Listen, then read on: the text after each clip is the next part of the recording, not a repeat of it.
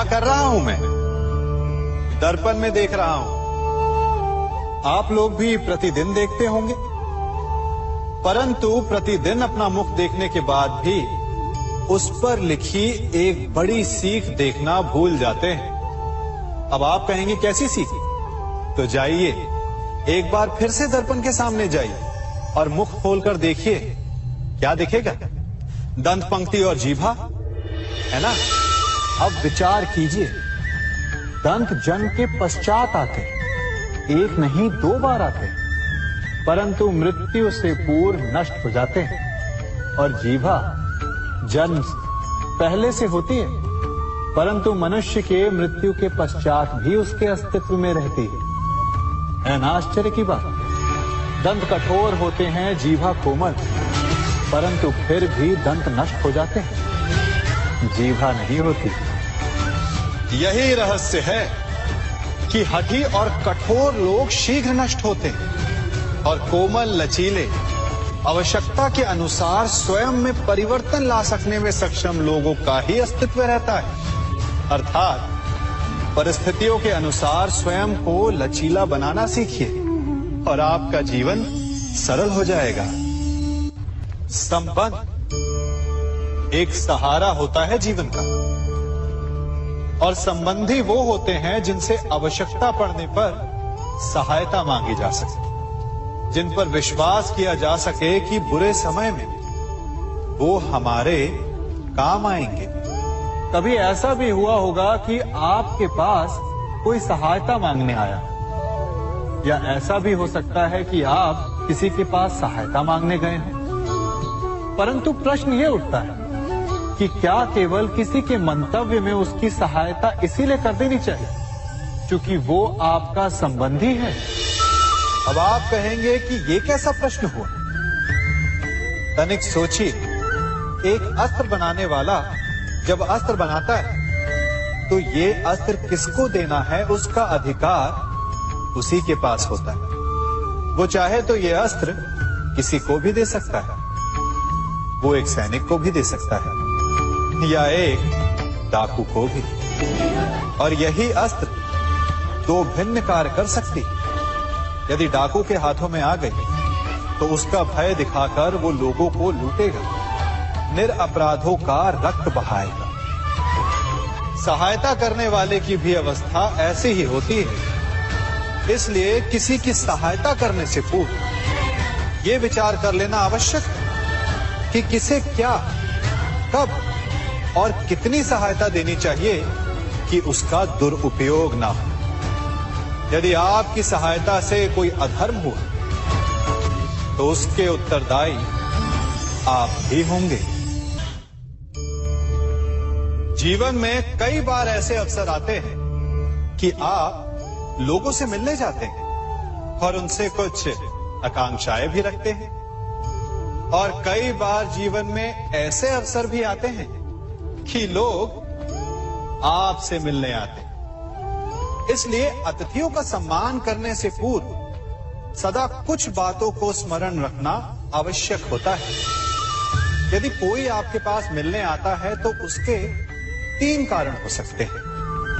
पहला कारण होता है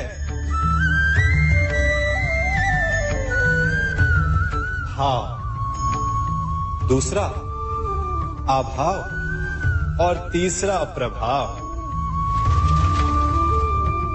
तो जैसा अतिथि उसको वैसा ही सम्मान दे।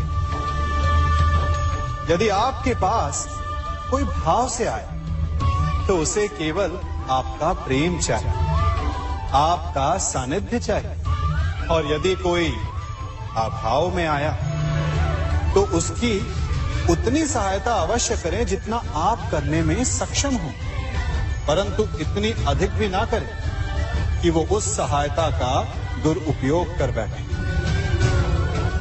और यदि कोई प्रभाव में आया तो स्वयं पर अभिमान ना करें, क्योंकि कभी ना कभी जीवन में आप भी भाव, अभाव और प्रभाव के चक्रव्यूह में फंस सकते हैं।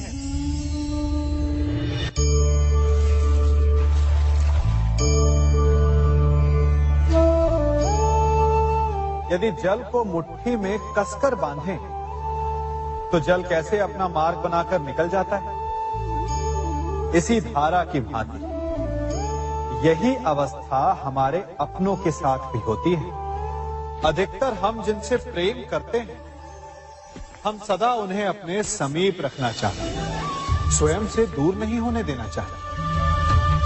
चिंता करते हैं, भय खाते हैं कि कहीं उनके साथ या उनसे कुछ बुरा घटित ना हो जाए, और ऐसे में हमारे अपने ही हमसे दूर हो जाते हैं, ठीक मुट्ठी में बंधे जल की भांति। इसलिए जिनसे आप प्रेम करते हैं, उन्हें स्वतंत्र कर दीजिए, उनकी सोच को स्वतंत्र बनने दीजिए, उन्हें अपने मार्ग स्वयं ढूंढने दीजिए, क्योंकि आप सदा उनके साथ उन्हें मार्ग दिखाने के लिए नहीं रहने वाले। इसलिए अपनों के साथ अवश्य रहें, परंतु उन्हें बांधे नहीं। जन्म के पश्चात बालक जब पहली बार अपने नेत्र खोलता है, तो उसका मन उत्सुकता से भरा होता है कि ये संसार क्या है, उसे क्या दिख रहा है। ये उसके जीवन का नया आरंभ होता है। परंतु जैसे हम धीरे धीरे बड़े होने लगते हैं, अनुभव अर्जित करते हैं, हमारे मन की उत्सुकता, हमारे जीवन का चाव होने लगता है। तनिक सोचिए, जब हम सुबह सोकर जगते हैं, अपनी आंखें खोलते हैं, तो उसे ही हम अपने जीवन का प्रारंभ समझ ले, तो सुबह से लेकर संध्या तक के समय को ही अपने जीवन जीने का समय समझ ले, तो कितनी स्फूर्ति आ जाएगी आप, कितने काम कर पाएंगे, कितने लक्ष्य अर्जित कर पाएंगे। फलों से मिलकर घड़ी बनती, घड़ी से मिलकर प्रहर, प्रहर से मिलकर दिन बनते हैं, और दिनों से माह और वर्ष। यदि आप अपना हर पल, हर प्रहर विश्वास से जिए, हर दिन उत्साह से जिए, तो आपका संपूर्ण जीवन सार्थक हो सकता है। मनुष्य अपना जीवन विश्वास पर जीता है, परंतु विश्वास किसका? तनिक सोचिए, किस पर विश्वास है आपको? महापुरुषों की कही बातों पर, ग्रंथों में लिखे ज्ञान पर, माता पिता की सीख पर, या मित्रों के दिए गए निर्देशों पर, या फिर मेरी कही बातों पर? ये सब विश्वास अपूर्ण है जब तक आपको स्वयं पर विश्वास ना हो। यदि विश्वास करना है तो पहले अविश्वास करने के विज्ञान को भी सीखना चाहिए। आप किसी की बातों पर विश्वास न करें, आप अपने मन से पूछें, अपनी अंतर आत्मा से प्रश्न करें, और जो उत्तर मिलेगा वही सबसे उचित होगा। जब आप अपने मन, अपनी अंतरात्मा पर विश्वास करना सीख जाएंगे, तो नीति ज्ञान सब आपके भीतर से स्वतः उमड़ेगा। और यदि आप स्वयं पर ही विश्वास ना कर पाए, तो धर्म ग्रंथों में लिखे श्लोक, महापुरुषों की वाणी, माता पिता की सीख या मित्रों का निर्देश कोई भी लाभ नहीं दे पाएगा। एक पिता होने के नाते आप अपनी संतान के लिए क्या करते हैं? उसके लिए बहुत सारी सुविधाएं जुटाते, बहुत सारा धन कमाते है ना? और क्या आपको ऐसा लगता है कि यही उचित है आपकी संतान के लिए? इस पंछी को देख रहे हैं, ये भी संतान को जन्म देता है, उन्हें पालता है, पोसता है, उड़ना सिखाता है और भोजन का प्रबंध भी करना सिखाता है। परंतु उनके बड़े हो जाने के बाद उनके लिए अलग से घोंसला नहीं बनाता। क्यों?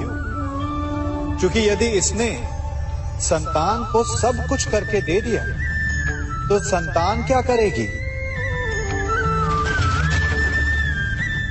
वो अपनी संतान को तब तक भोजन कराता है जब तक उसकी संतान स्वयं भोजन का प्रबंध करने में सक्षम नहीं हो जाती। और उसका लाभ यह मिलता है कि उसी की भांति उसकी संतान आत्मनिर्भर बनती है। इसलिए अपनी संतान को उतनी ही सुविधाएं दें जितनी आवश्यक है। मोह को त्यागें। आपका उनसे मोह उन्हें कभी आत्मनिर्भर नहीं बनने देगा। अपनी संतान को कर्म करना सिखाइए। यदि आपकी संतान कर्म करना सीख गई तो वो धन स्वयं कमा लेगी। और यदि वो आलसी अकर्मण्य बन बैठे तो आपके संचित धन का भी नाश कर देगी। संसार में सबसे बड़ा संबंध कौन सा है? अब आप पूछेंगे कि यह कैसा प्रश्न हुआ? इसका उत्तर तो बड़ा सरल है, यही ना? परंतु इस प्रश्न के भी कई उत्तर हैं। कोई कहेगा माता और पुत्र का संबंध, तो कोई कहेगा पिता पुत्री का संबंध, तो कोई पति पत्नी का, और तो कोई भक्त और भगवान का संबंध। परंतु तनिक गहराई से देखेंगे तो पाएंगे कि ये सारे संबंध या तो जन्म से जुड़े होते हैं, या समाज में बना दिए जाते हैं, या फिर किसी आकांक्षा के चलते बनते हैं। तो सबसे बड़ा संबंध कौन सा होता है? उलझ गए ना? सबसे बड़ा संबंध होता है मित्रता का, क्योंकि मित्र हम स्वयं चुनते हैं, जिसमें ना कोई आकांक्षा होती है, ना ही कोई स्वार्थ छिपा होता है। यदि कुछ होता है तो केवल साथ का आनंद। अपने बीते दिनों को स्मरण कीजिए। जब आप घर से बाहर निकलते होंगे तो सबसे पहले किसका स्मरण होता था? मित्र का। परंतु जैसे जैसे मनुष्य बड़ा होता जाता है, सफल होता जाता है, मित्र छूटते जाते हैं। और फिर वो अपनी आय, अपने जीवन के स्तर के अनुसार मित्रता करने लगता है। उसके मन में ये विचार आ जाता है कि मित्रता बराबरी वालों से ही होनी चाहिए।